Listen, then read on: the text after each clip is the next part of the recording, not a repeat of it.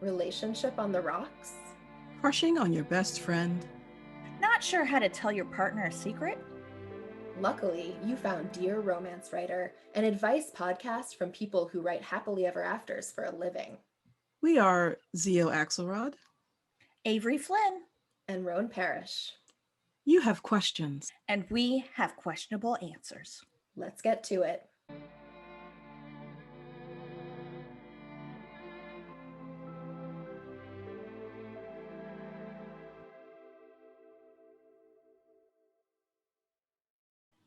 Here is our first letter of the episode.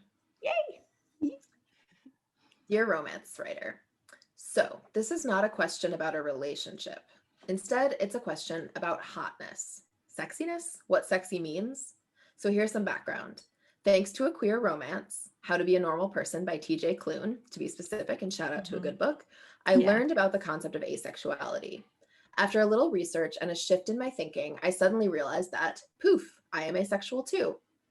Asexuality is a very broad sexual orientation with a lot of different flavors and nuances, but overall it's defined by the lack of sexual attraction. FYI, not the lack of romantic attraction or libido, those are different. One aspect of my asexuality, and I think this is common, is I don't really understand what people mean when they say someone or something is sexy or hot. Do they actually feel something inside that pings and says, yeah, they're sexy? For example, I can look at a picture of people or see people in person and say that person would probably be described as sexy by many people, but it doesn't mean anything in particular to me. I might as well say they're beautiful or whatever. Does this make any sense? Oh, and is winking ever actually sexy? To me, it always looks like a parody or a joke or the person's being a creep. I mean, if there was a so-called hot to you person sitting across the room and they winked at you, would you take that seriously and think it's sexy? Thanks. Only in a romance novel, maybe. I love that. And this letter writer's name I should have said is Ace, A-C-E, Stounded by Sexy, which is clever. I love a good pun. I love a good pun. I also love a hot winking person. So yes. I'll just go there right away. When the wink is like in the romance film or movie or TV show or book, when they can't wink, like they try to wink and they do both eyes, and it's just really uncomfortable and awkward, and they're just adorable because they're trying to wink and they can't. That's what I find cute. I don't know. Yeah. Well, and I think that kind of gets a little bit to the whole point, which is when it comes to cute, when it comes to hotness, when it comes to any of that stuff, it's all your mileage may vary. All of it. Personal. It is. I mean, it's like when someone finds one of the Chris's, the actors, hot. Yeah. It's like the hottest Chris, right? And I'm like, okay, that's not hot to me, but it's hot to you, and that's cool. I don't know. Yeah. It's also for me with this letter, I kind of get to the point of wondering, with this letter writer, with our lovely Ace, what was the name? Ace Stounded by Sexy. Ace Stounded by Sexy. Ace Stounded by Sexy is a great title. Yeah, and everything is completely normal. So whether this letter was sent in as an effort to sort of do a little check base, hey, is this okay? Yes 100%. Yes. Different things, if you're asking if somebody who is not asexual, if they do actually get that, little zing, yes. But that doesn't mean that if you don't, that it's not okay. Everybody functions and works the way that they're supposed to. So if you don't get the butterflies or the zing, that can actually be a really good thing, because sometimes if you are experiencing that zing, it's very uncomfortable to talk to somebody who's super hot. I won't lie. You sound really stupid. So, yeah. I've witnessed people lose their tongue over people who they considered really hot. When my friend who's a model, Stuart Reardon, we used to go to events together, and people would just, and I have no problems talking to him, I never have, but just to have someone walk up and they can barely like get the words out of their mouth, and I just look at them like, oh my gosh, like, are you okay? Like, that is foreign to me. So I kind of understand where the OP is coming from. But yeah, it's all, I don't know if they're looking for validation or information, or like, what do you think, Roan? What do you think that they're? Yeah, I mean, it sounds to me like they're great with having identified as ace, and I think that's awesome. And it's more like an anthropological question, which like, I what think is it that people, because as three people who write romance novels, basically our job is to figure out how to convey that zing, like that sexiness, as interpreted through another character on the page.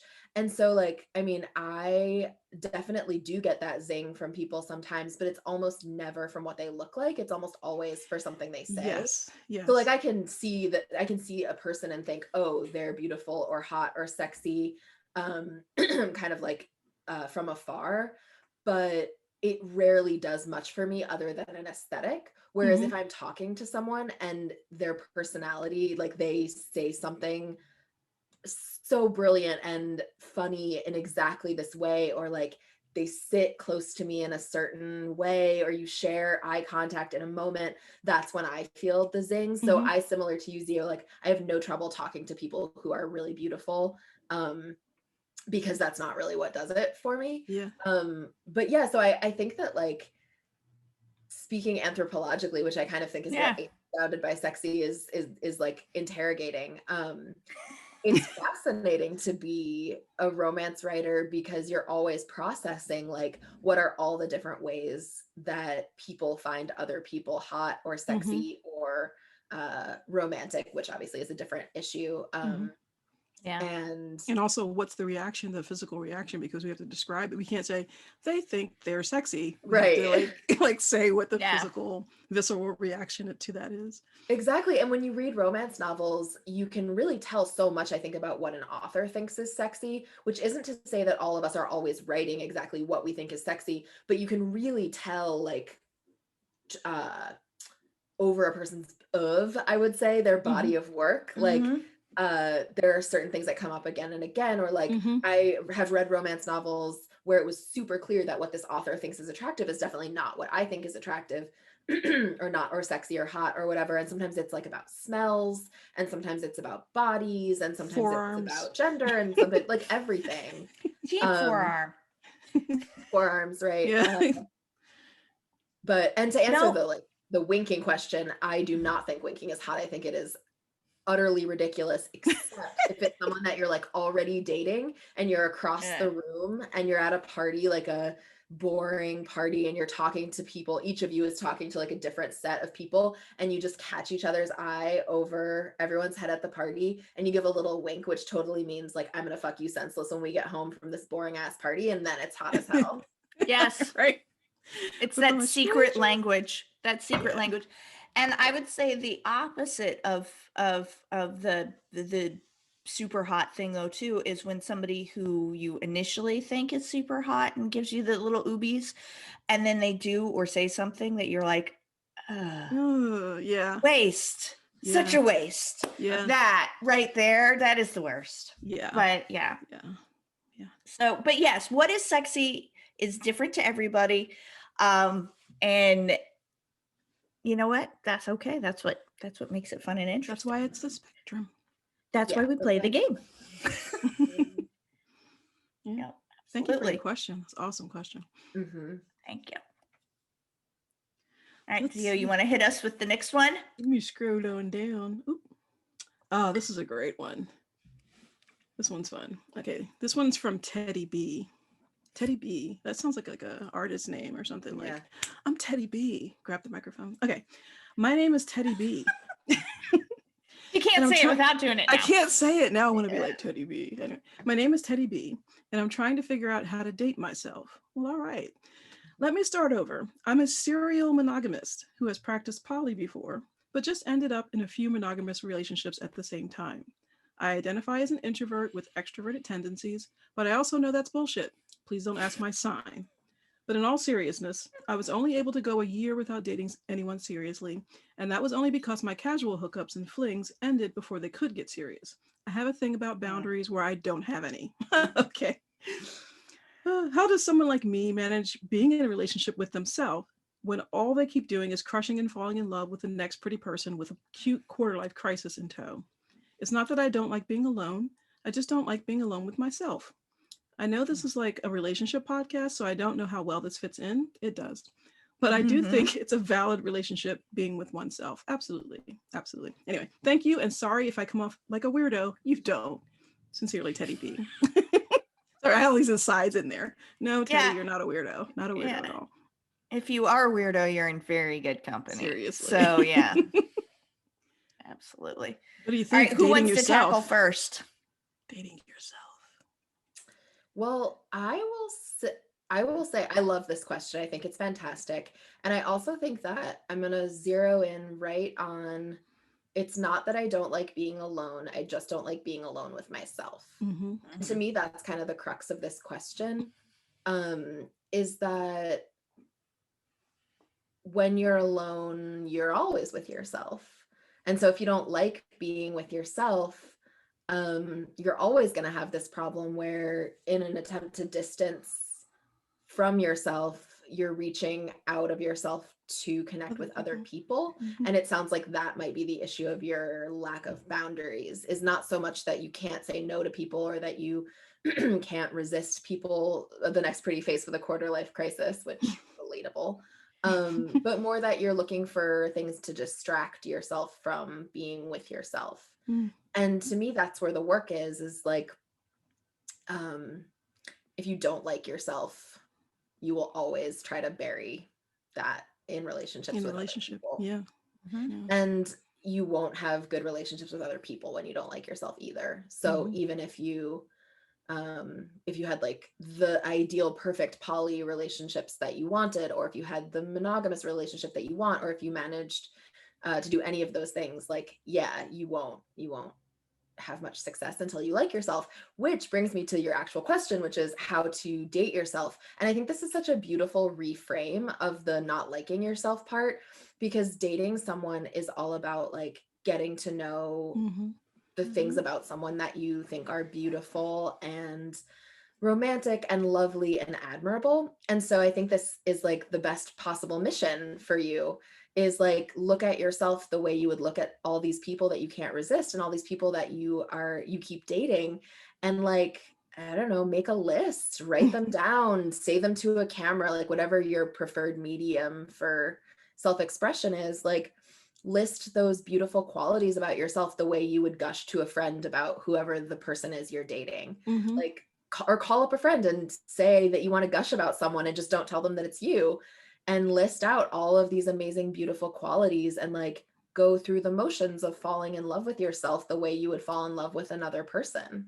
I think that's fantastic. Yeah. That's great. Yeah, and I think people like to think that the whole concept of finding yourself or figuring out who you are, or whether or not you like the person you are, is confined to when you're younger. High school, college, just out of college, all that. It happens continuously because you as a human being are continuously changing. So you have there's not just one coming of age story in your life. There's going to be multiple coming of age stories in your life. So being able to sort of step back and look at yourself and sort of reevaluate what you're doing, where you're going. And if you notice that you are having those, I speak as somebody who's a workaholic, so I completely understand the enjoyment of getting lost in something else completely. But being able to sort of pull back a little bit and realize when you're doing that thing, that's huge. That's really, you should write that down on your list of things that you love about you, is the fact that you're like, I now notice when I'm doing this shit. So noticing is step one. Step two is sort of pulling back and being able to look around and say, okay, why am I pivoting right now? What is making me uncomfortable? And it may be that there are things about you that, quite frankly, you need to change.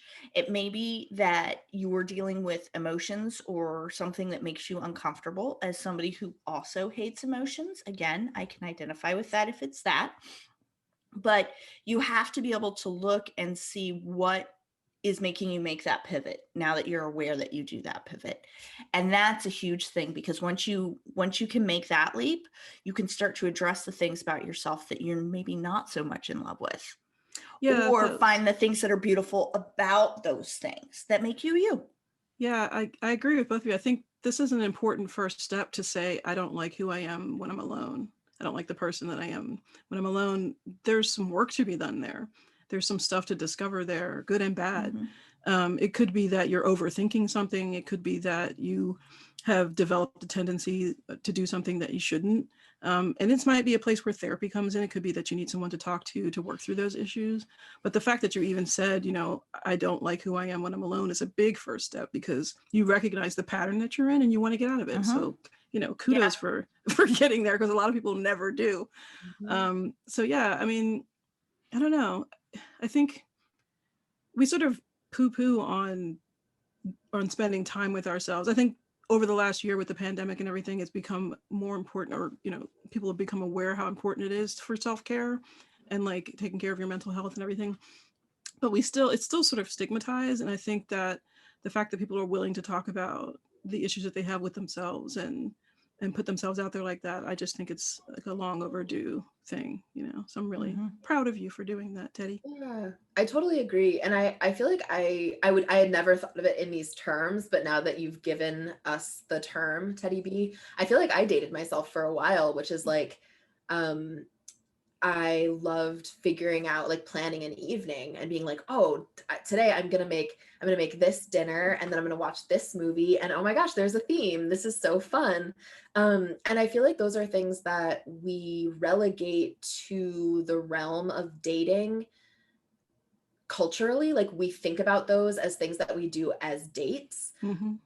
But that actually, like, taking pleasure in cultivating or curating an experience that's just for yourself is deeply, deeply meaningful and respectful of yourself. Absolutely. And so if dating yourself means like thinking through and treating the time that you have by yourself with care and respect and attention and making it special, then I think that's fucking amazing. And everyone should do that, even if they are dating 6 other people at the same time. Well, treating yourself the same way you would with someone you were dating too. Like there was a thing on Twitter the other day where this girl in New York took herself out for a day in New York. Like she went to her favorite restaurant, had her favorite meal, checked into a hotel, got like a beautiful room and ordered room service. And people were like teasing her on Twitter for doing that. And I was like, you know what? I would totally do that. Like, first of all, we're in the middle of a pandemic. You can't do that with strangers. So like, why not treat yourself? Like, treat yourself. Like, why is that a bad thing? Like, why do we stigmatize that? So yeah, I totally agree. Well, I think it's easy to be able to, and I think in a certain extent, we are socialized to see doing that as being selfish. And so I think especially women. So you have to be able to appreciate you before you can appreciate anything else. I mean, it sounds so cheesy. I know that, but it's true. You have to be able to. And the other part of that too is when you are in a relationship with several people or one person or several monogamous relationships or whatever it is, this reminds me of our last episode, the newlywed who wanted to make sure that he was good enough, that they were good enough. And what it really comes down to is being able to say, I appreciate me, and being able to appreciate me makes me be able to appreciate you. Here are all the things that I offer to a partner or partners, and I'm completely self-confident in what I can bring to the table. That's really important. Acknowledging your own value is crucial. And it sounds cliche, knowing your own self-worth, but you do need to know your self-worth, because heaven forbid you get into a situation where someone who doesn't appreciate you, you know what I mean? If you don't appreciate yourself, you won't even recognize that. So yeah, Do the work. Don't be afraid to do the work. Yes. Realize I do think I'm just gonna call it back again. You realize you're making these turns. So now that you realize it, figure out what's making you, because you're making that turn because it's easier. I feel you. It hurts. It sucks. But running away from yourself. Yes, you're making that turn because it's easier. And unfortunately, you can't do that. I mean, you have been, but you see the result of that. So, yeah. And you already recognize that it's not healthy for you. So get healthy. Yeah. And the feeling of having no boundaries with someone else feels so bad. Or I mean, sometimes it can feel good, but like you recognize clearly that that's a relationship problem. But I wonder if actually that will be really useful for you in attempting to date yourself.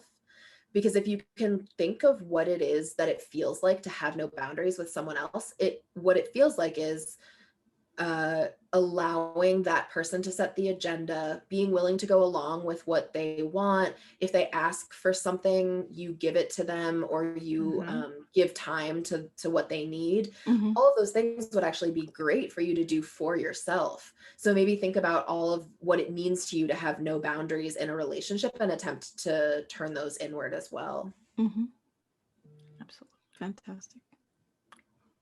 Good luck dating yourself. I hope you take yourself out/in on the most romantic, lovely date ever. Sounds great to me. Yeah. You get to pick the movie. That's awesome. That's power right there. The movie, the meal, the wine. Yeah. I mean, oh my God. All right. Thank you, Teddy B. Thank you.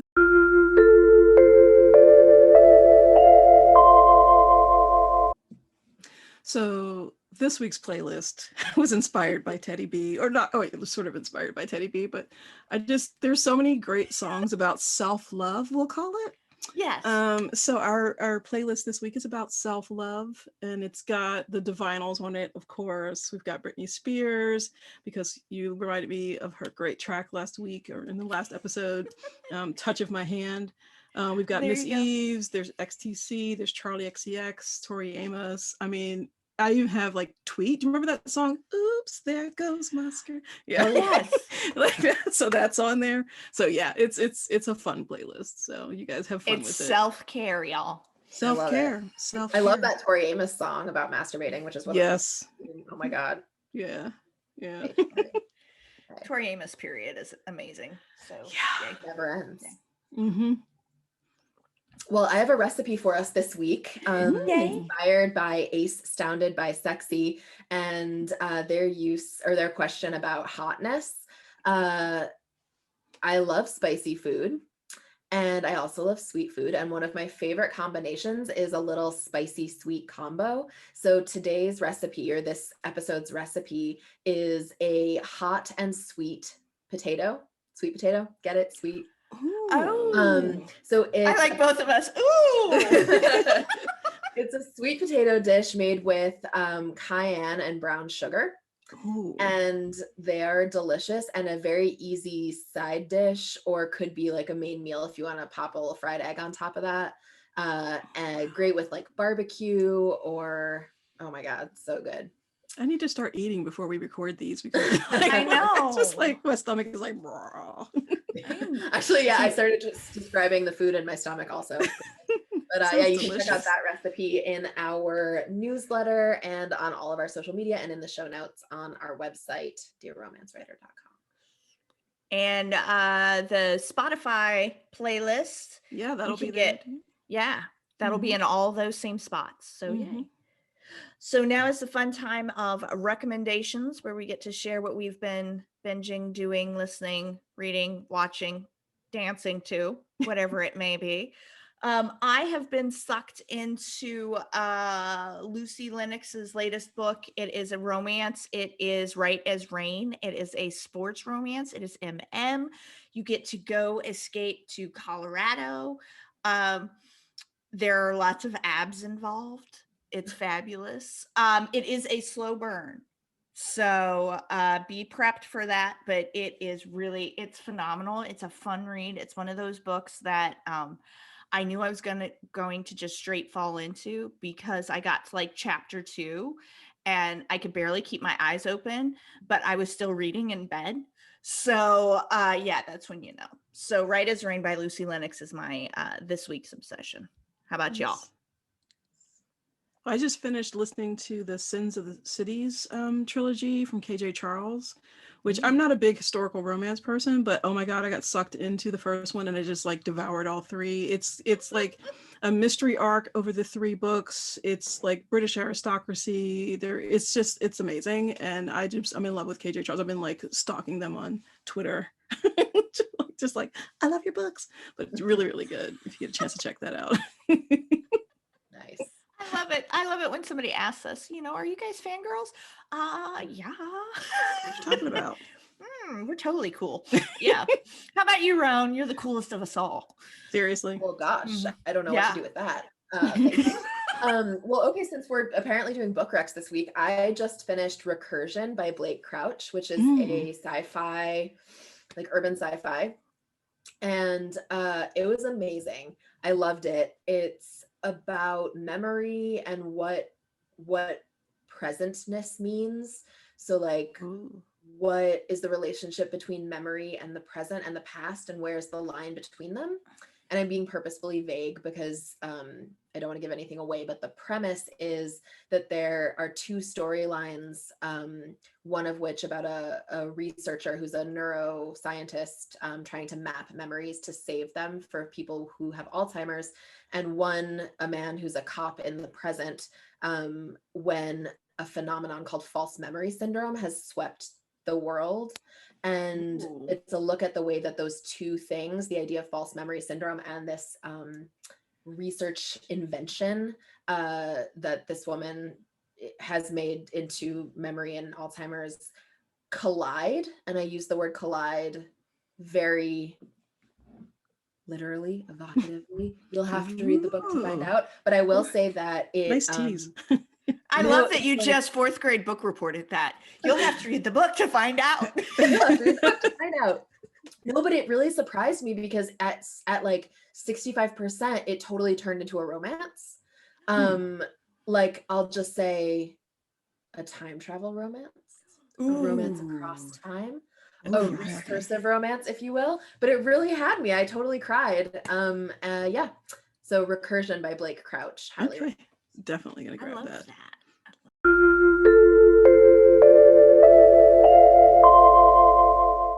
Thank you so much for listening. What did you think? Did we get it right? Totally got it wrong? Let us know. And remember to follow us on social media, subscribe wherever you listen to podcasts and YouTube, and tell your friends to do the same.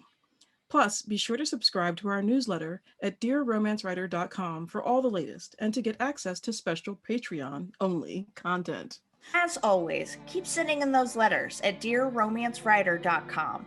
You have questions, we have questionable answers. See you next time.